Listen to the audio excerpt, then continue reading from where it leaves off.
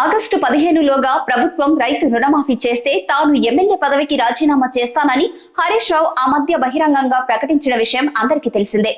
రుణమాఫీ చేయాలంటే 48,000 కోట్ల రూపాయలు కావాలి.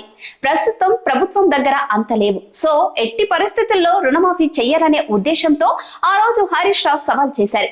కానీ రేవంత్ సర్కార్ చెప్పినట్లే ఇప్పుడు రుణమాఫీ చేసి తమపై పెట్టుకున్న నమ్మకాన్ని నిలబెట్టుకున్నారు.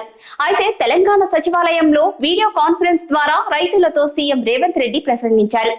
₹1,00,000 వరకు రుణాలను మాఫీ చేస్తున్నట్లు ప్రకటించారు. సుమారు 11.5 లక్షల మంది రైతుల ఖాతాల్లో 7,000 కోట్ల రూపాయలు జమ చేసినట్లు వివరించారు. నిధులు విడుదల కావటంతో రాష్ట్ర వ్యాప్తంగా లబ్ధిదారులు రైతు వేదికల వద్ద సంబరాలు చేసుకున్నారు. ఈ నెలాఖరుకు ₹1,50,000, ఆగస్టు 15 నాటికి 2 లక్షల రూపాయల వరకు రుణ బకాయిలను రైతుల తరఫున ప్రభుత్వం బ్యాంకులకు చెల్లించేలా ప్రణాళిక చేసింది. ఇక ఇప్పుడు రుణమాఫీ అమలు కావటంతో హరీష్ రావు రాజీనామా చేయాల్సిందే అని ఇచ్చిన మాట నిలబెట్టుకోవాలని అంటున్నారు. ఈ క్రమంలో తన సవాల్పై స్పందించారు హరీష్ రావు.